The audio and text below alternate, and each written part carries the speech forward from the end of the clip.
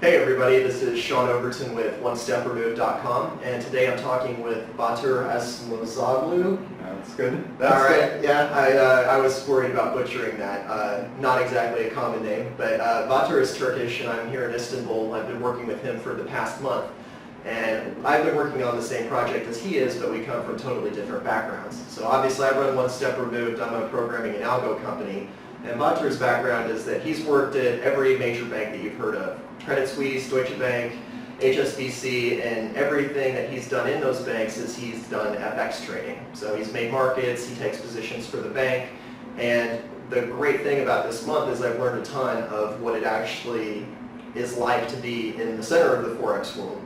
And Batur has been telling me a lot about his experiences, and I thought it would be great for you guys watching to get a sense for how the big banks actually take their positions and what they actually do on a day-to-day basis. We've been having some good laughs. One of the systems we're trying to reverse engineer is from Forex Factory, and you see a lot of conspiracy theories about how all the big banks are out to get you and how they've got this obsession with getting the most out of every single person, and it's just not how it is.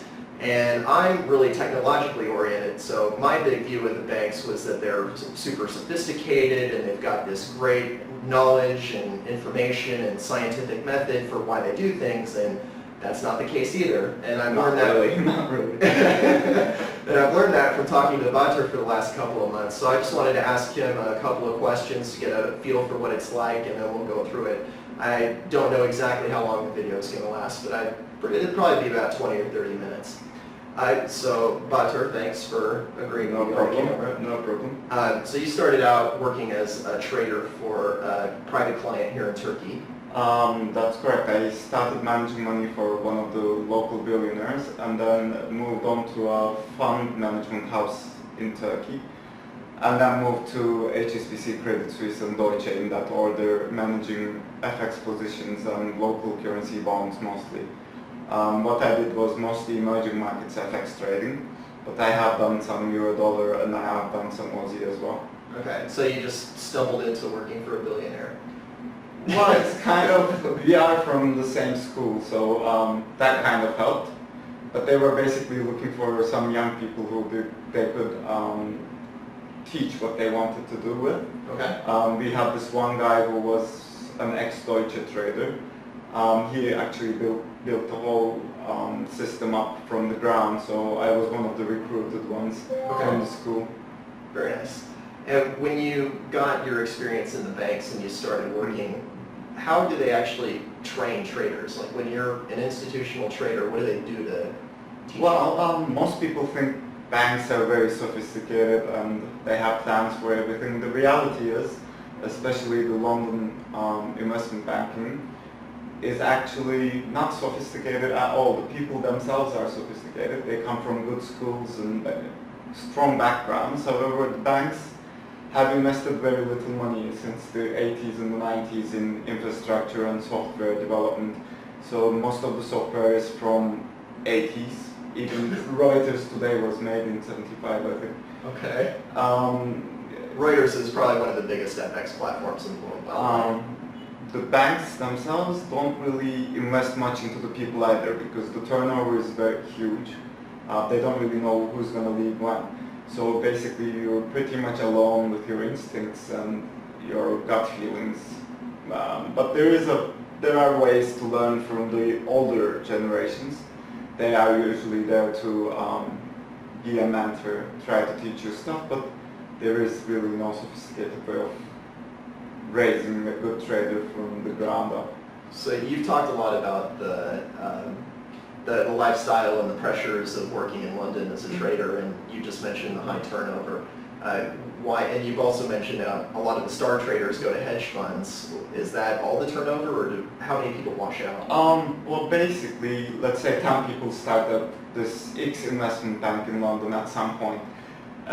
If the product that you're dealing with is profitable, that meaning for the last 5 years, let's say, bonds have been very profitable because of the low interest rate environment. Euro-dollar has been relatively profitable, but let's say CHF has not been profitable because it doesn't move much. It's not volatile enough. So if you're lucky enough to be in the right product market, then you have to be better than the 7 or 8 other traders, because basically in a bank most people think there's around 500 traders when they see the pictures of the large trading rooms, but the truth is most of those people are M&A people, equities, sales. In the largest FX bank, which is Deutsche, at the moment there's about 70 FX traders. So not that many, and every year a lot of people leave the school to become a trader. So at the end of the day, 10 people start into the first year, some of them have already left. At the end of 5 years, there's barely 1 or 2. Okay. Most of them, in a funny way, leave by themselves, because the pressure of trying to make money gets to you very fast if you don't really have the talent. Right. Yeah. So Imagine that. well, basically the bank takes you on as a fresh starter.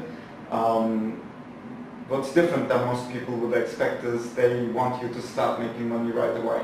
Okay.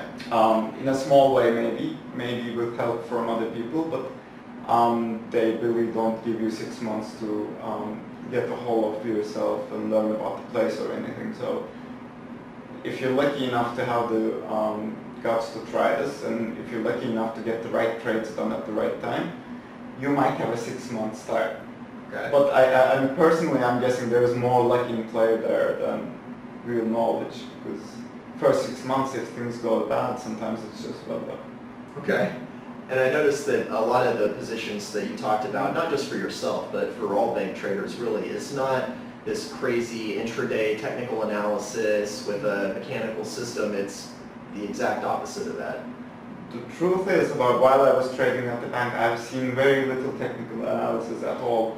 The main reason for this is the bank is the market-making exchange. The bank is the place where the market is made when there is no prices in the market. So if you're the market maker, if you're the price maker, you can't look at historical data and make up a price for the events that are happening right now. If you have events happening today, like let's say Lehman Brothers in 2008, you need to have a real person sitting at that desk, not looking at the historical data, but looking at the customer flow, most importantly, and the events and what they understand from them translates into the price action in the day. One of the main reasons why a trader can't really trade intraday is because constantly you have customers taking prices from you. So you don't have the luxury of sitting down and like looking at charts and Fibonacci levels or stuff like that. Because average trading rate of a euro-dollar trader is about 10 to 15 deals a minute when it's really going. Okay. So he doesn't really have the time to look at things or anything, but if he's a good trader, he will have come in the morning. He will have prepared some scenarios with different outcomes in case a data might come in or whatever might happen. So he's going to be prepared for pretty much whatever might happen. And the difference basically is while these trades from the customers flow in, all he does is he buys at some predetermined level that he thought about in the morning. He usually doesn't even know the exact size because of the customer deals always flowing in. Right. You never actually know your position exactly, Okay. because there is no software developed for this. So you don't know whether you're net long 50 or 70? No, not really. Because the average flow is anywhere from $50 to $250. Okay. Most pound and euro dollar traders carry positions around $200 to $300 worth. And when you say dollars, that means million. Yeah, right? $1 million, yeah. And that's basically only to cover the customer flows. Okay. So if he wants to put on a large position, it has to be around $500 million. And I think that's a real key distinction that's probably going to go over most people's heads. So when we talk about trading, we're used to seeing the prices just flicking on the screen. They come from this magic box. And I always just thought that there's some super scientific algorithm designed by PhDs that's fluttering this across my screen. But that's not the case at all. It's really, the banks aren't taking positions, they're accepting positions. They're making a market. That is true. There is an algo department in every bank, and they have made money in the last 5 to 10 years. But they're proving to be less and less profitable because the more algos there are out there in the market, the less profits there are to actually get. So yes, there are algo trading teams, but they have never been more profitable than a good FX trader. A manual trader has never been beaten so far. The largest P&L I've heard from an algo was around $5 million a year, I think. Okay. And that would, with $5 million, you wouldn't be able to keep your job as a manual trader. Okay. So it's a little different than what people think. But I would say the day traders who trade with the brokers mostly trade with algos. To be able to have access to a manual trader, you would have to have significant capital, more than $50 million definitely. Okay, so that's just hedge funds and Yeah. big and pretty good sized institutions. Pretty much. So when you're trading, that's just a totally different concept. And the one thing that tripped me up before was we talked about market making. I only trade when I think I have an advantage. Yeah. But when you're making a market, you don't get that luxury. Why can't you pick your own positions? Well, let's say you're market making for euro dollar at Deutsche Bank. Okay. They have around $20 billion of flow a day. Okay. And you basically have to manage the larger sizes. So around $5 billion of this is going to have to be manually made. Okay. You're going to take a position at some point, obviously, and you're going to want to be long maybe 100 million euros. And then some other guy in a London hedge fund will come and sell you 500 euros, let's say, 500 million euros. While you're trying to sell that, some other hedge fund from France will come and they will buy 750 million euros. Okay. While you're actually serving these clients, you're getting a very important set of information actually. You're understanding what the European hedge funds, the European real money guys are doing, Okay. and what the London guys are doing. If you understand the market correctly, you will know why these guys are doing these things. But there's a cost to it, obviously. The cost is that you're giving them liquidity. So for you to hold on to your own position is very hard. Right. So the only way to keep your position is actually to predict what's going to happen. So if your dollar is going lower because of some euro negative market news, you have to be as much short as possible, pretty much, because the customer's flow, when it starts to flow in, it's not going to give you a break so you can put back your position on or think about it. Right. So people usually do whatever they can in the time they have, and then things fall into place in about 2 to 3 minutes. But the volatility in that region is crazy. And most people, when I read the chat rooms and the platforms and everything, most people think actually there are traders trying to target certain levels in euro dollar or anything else. Traders do trade at certain levels, but actually if you think about it, the levels are dictated by the customer. Okay. Because wherever you put your stops, the market goes to. If you put $1 million worth of stops, it's nothing. But if, let's say, 90% of the hedge funds in the world puts a stop loss at euro dollar at 100 pips from here, naturally a euro dollar trader would have to start buying before it hits that spot. Because after you hit the stop loss, it's too late to buy 700 euros. Right. So naturally, euro dollar trader starts to build up the position for that stop, because when he hits there, he doesn't want to lose money. So he doesn't actually try to stop people out, but to keep himself in a comfort zone that is actually understandable by his bosses. Right. He has to keep buying as the euro dollar approaches the stops. The only way to hedge is buying. Anyone who has traded options would understand this through the delta trading.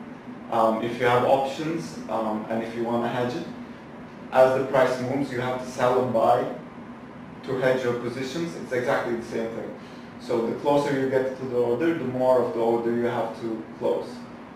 So for me, I used to work at one of the biggest FX brokerages in the world, and we had this cool tool when only like 5 people had access to it, but you could see the cloud of all the different stock levels on a meta level. So you knew that like 133, there were crazy concentration of stops. But you on the desk, you're the guy making the market. You don't have access to that information like on a computer screen, do you? No, we didn't really have that kind of software. I'm not sure why, but the investment banks seem to have stopped developing software in the late 80s. Any software that's developed is mainly in-house, barely works.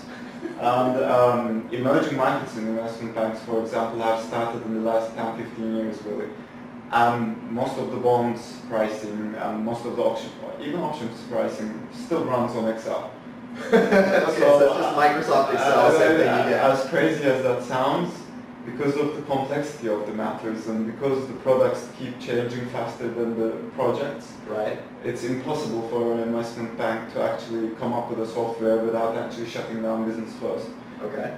So they are not able to catch up with whatever's happening in the market, but it seems for the time being manual traders are able to trade this because they are still profitable. If we come to a point where algos take more of the market than they do now, I think they take around 60 to 70% of the market now.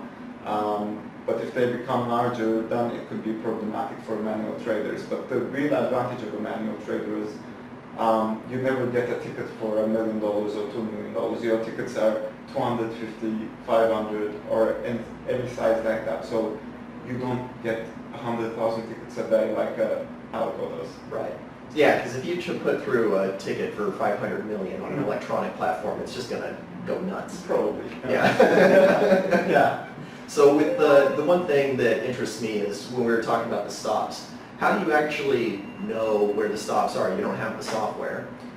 Well, basically, if you're smart enough, you will check them out in the morning. So you have an order book that you can there is an order book. It's not exactly very well organized, but this is how it works. There's a salesperson for every hedge fund and every real money fund. These salesperson people collect the orders.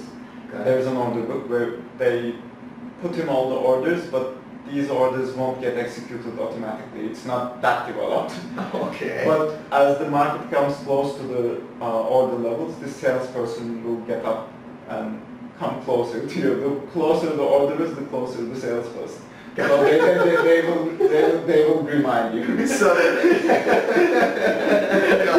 something's up. Yeah, basically. So there's literally a guy that just hovers over your shoulder and says, "Buy me 50 euro." Yeah, this is why the trading rooms are huge, really. The number of traders is not large at all. Right.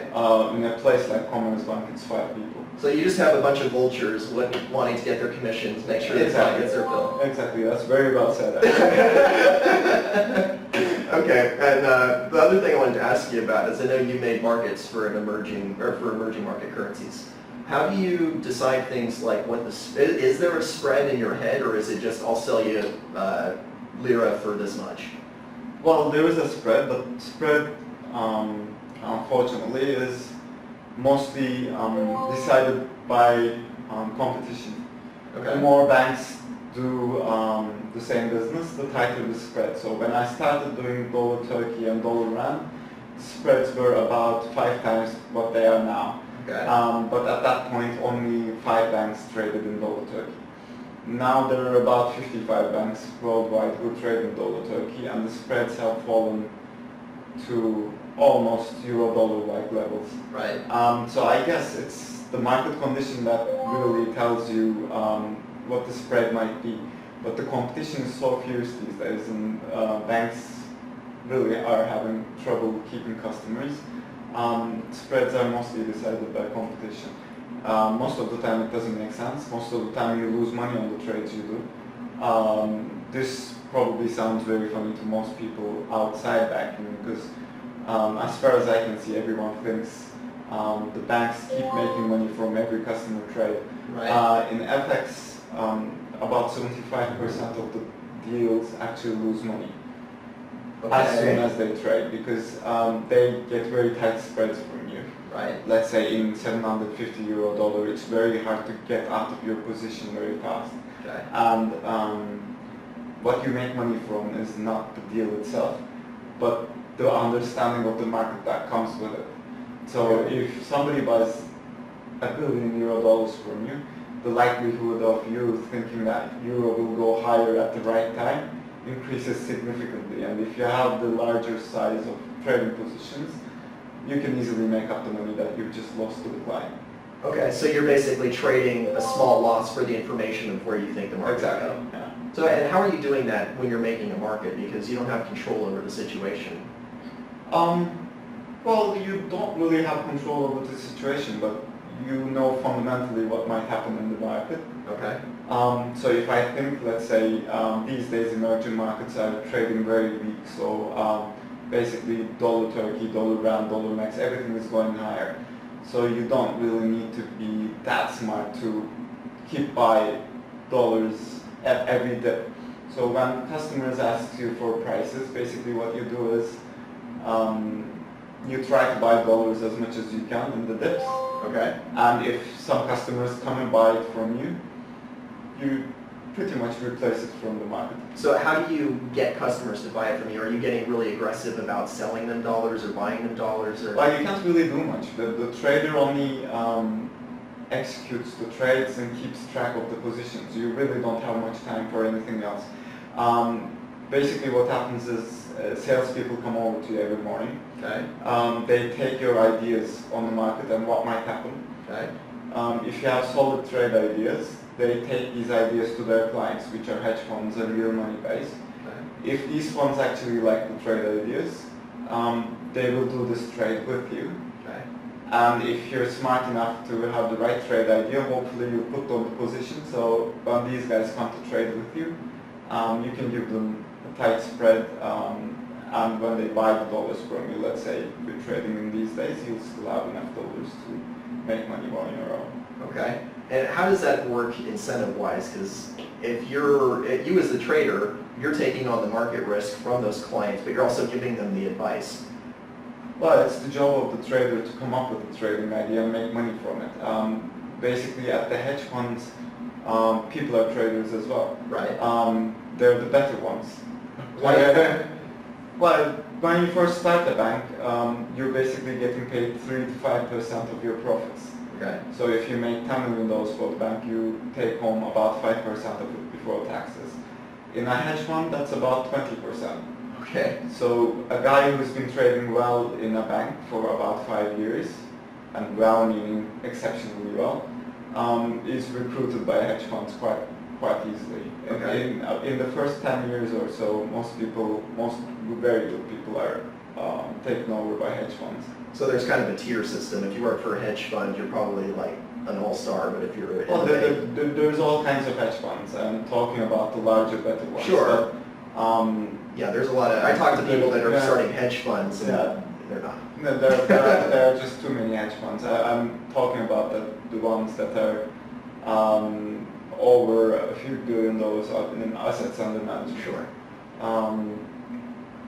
What else can I talk about? I don't know. Well, the thing that I was wondering in the back of my head was when you say that you're actually on the phone talking to a guy and he buys 50 million euros. Mm. How does that, like you're on the phone, how does that trade get marked? Are you like scribbling on pieces of paper? Or? Basically, we use other stuff called hoots. Okay. You don't need to use the phone the way you do. It's like a operator thing. You press a button, okay, and everyone kind of hears each other's conversation. The only downside to it is you can hear the guys next to you as well. Okay. Speaking to their customers and their salespeople. So you can kind of, like, you're actually in the room physically hearing the prices that are trading and who's buying and who's selling. And you know the traders, like that guy's not as good as that guy. Yeah, pretty much everything. After a while, like people who walk into a trading room, first they think it's just a crowded place with a lot of noise, but in a while you start to be able to tell people apart. You're even able to tell the people's trades apart. When they make a trade that makes money, you can tell from their voices. Right. So the more time you spend in there, the better it becomes. But it's pretty much like a conference call kind of environment. Okay. But the thing is, everyone is speaking at the same time. It's a bit of a challenge, but brokers have been doing this for years, and they're almost perfect at it. So how do you cope? Because now you're working here in Istanbul and managing money for a private client, and you don't have that stimulation, that feedback. It's quite different, I have to say. I haven't been trading like I used to in terms of performance, but this was totally expected because most of my friends who've been to hedge funds and money management firms had this problem. One of the main problems is, as a trader, you always have your own ideas, but there are other traders around you who can pretty much call you out if you're doing something really stupid. Okay. That kind of gives you some kind of security. Right. Trading alone in a room, which most people out in the market do, is quite different from that.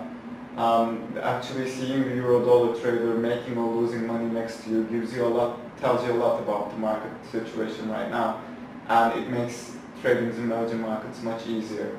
So I have a lot of respect for the guys who sit at home and try to trade it through. I'm trying to learn it, but it's not very easy at all. I totally agree. With algorithms, we talked a little bit in the last couple of weeks about how when the prices are streaming across the screen, you mentioned that it is algorithmically driven, but there's still a human decision in it.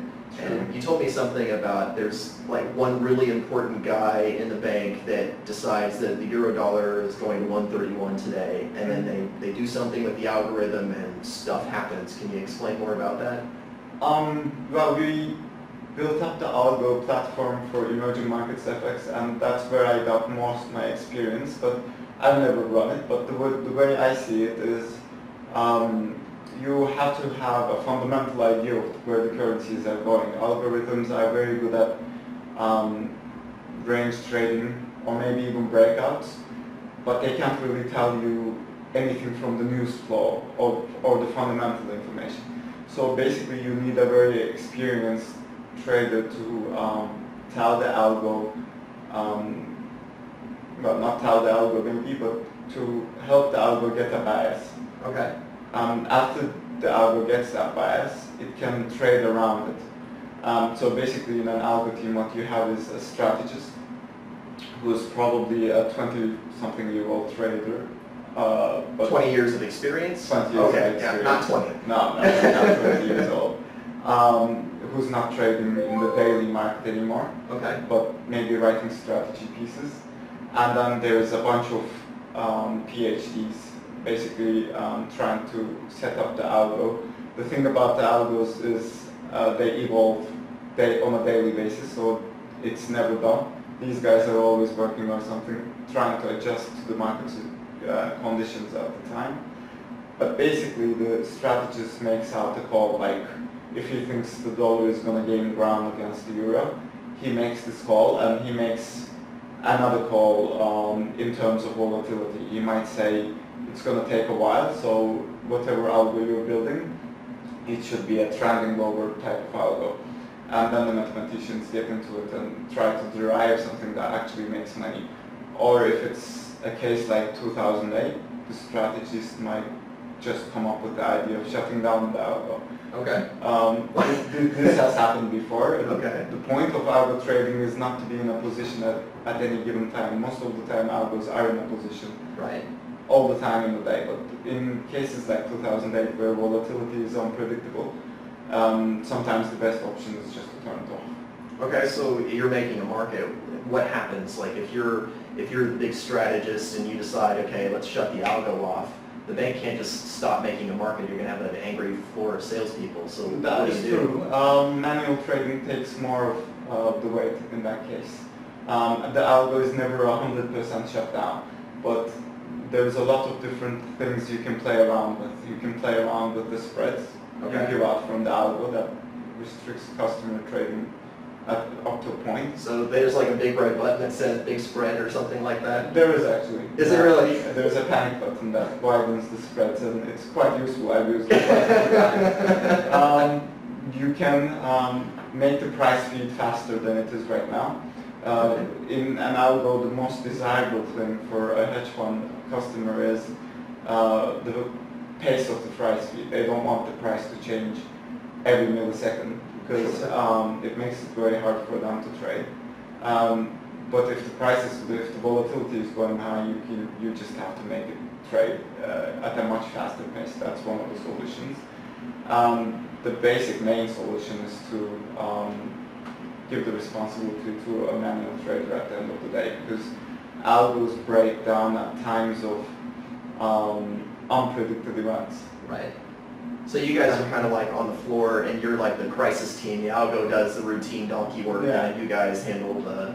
Basically, you still need a human being to be able to tell the difference between hell and just a glitch. Okay. One day maybe it will come to a point where algos can do this, but I don't think that day is just around the corner yet. So we've spent practically the last month trying to come up with a strategy that's based on our clients' manual discretionary trades. What's your general impression of the strategy development process and the challenges? Well, I think the main thing is not forgetting that you're never going to be able to get out of this algo. The manual trader always has to stay inside every trade, pretty much. It's not going to be a robot that runs by itself and makes money for you. Life just doesn't work that way. So algo doesn't work that way. I'm not disappointed in that sense at all if I can't come up with an algo, but I think if you know what you're doing, if you know what to expect, and if you're ready to spend the time with the algo during development and during trading as well, I think there is a lot of opportunities for high frequency trading. Okay. I wouldn't say an algo is the best way to trade a trend, because most of the stuff that I've seen in the chat rooms and the posts, stuff that we've looked over, human being still is better at telling trends, because the algo is looking at backward data. It's trying to interpolate things, lines between 2 points in a very non-human way. Right. But still, I think human beings are better at riding a trend and buying into positions that are making money, etc. But the algo is very good at high-frequency intraday trading, which could be a range trading environment for 6 hours, which could be a range trading environment for 6 days. I think the real catch here is, of course, coming up with the algo is very difficult, but the catch is also coming up with the right environment for this algo. Sure. So what I've learned is you can come up with the algo, but you can never leave the algo alone. It's like a child. So the idea of like coming up with your algorithm and just moving to Costa Rica and letting your black box make you money just doesn't seem to be happening today. And it's interesting you mentioned the range trade, because one of the things that we experienced during this last month is we're trying to develop a trend trading strategy, and I would constantly watch it fall apart, and I kept saying, this is going to be a great range trading strategy. If only we would stop this trending approach and we go to a range. Look what happens when we run these backtest results. Well, if you think about it, an algo basically runs on mathematical equations. How interesting these equations might be actually does not change anything. It relies on historical data. Right. It might be very complicated in terms of formulation, but still it will depend on backward data. How a trend starts is most of the time, fundamental reasons start a trend. And if it's going to keep going on, the fundamental reasons stay there most of the time. This is a very logical way of trading. It has very little to do with the backward data. Right. But in case of a range trading environment, the backward data is actually very applicable because there is no fundamental reason for a range trade. An algo does wonders in a range trade. There is nothing to understand. So Trade the chop. Trade the chop, exactly. But if you have an idea that you think is going to start into a trend, I think a human being has to do it. We have been trying to build an algo, but what we've been doing pretty much is we have a certain discipline of getting into a trade. Every trader has a certain discipline of getting into a trade. But I think personalities are very different between people. So everyone's personality actually enjoys a different kind of entry to a trade. Right. Some people might like larger stops. They would not be bothered by the drawdowns. Some people don't like drawdowns, but they like to add on to winning positions, maybe if a trend is going lower, they add on higher lows. In any case, I think it's a very personal thing. So I don't expect an algo to come up with an idea that would fit every person. Right. If I was trying to develop an algo, I would probably develop a set of rules, a discipline in trading, and then I would familiarize myself with the rules, and then I would come up with an algo that runs in mostly range trading environments. Okay, so you're going to use your human discretion to apply a gray box strategy. Maybe that runs for, what, a couple weeks, couple months, something to that effect? I think a great example would be EuroCHF. After the central bank intervened in EuroCHF, there was about 6 months of doing nothing but a small bad range. But everyone was expecting it to break at some point. Yeah, myself included. Yeah, I was waiting for that but bomb to go off. you have two choices in this kind of environment. What I had done back in the day was take a position for a break and wait for 6 months, which doesn't work very well. No. But if you run your algo for a considerable amount of time, you will make some money. And as soon as your algo starts losing money, you'll understand the trend is starting. I think a perfect example and a very good use of the algo is such situations where you know it's going to trend for a while. Use the algo. As soon as it stops making money, use your mind, come up with a fundamental reason why your algo has not been making money in the last few trades. And if you understand everything correctly, you will be able to ride the trend that's coming. So you can use algorithms more to define the context and give you some feedback. Because what I've noticed with trading is it's such an open-ended problem. Like you buy and then you have a 50-50 shot at making money.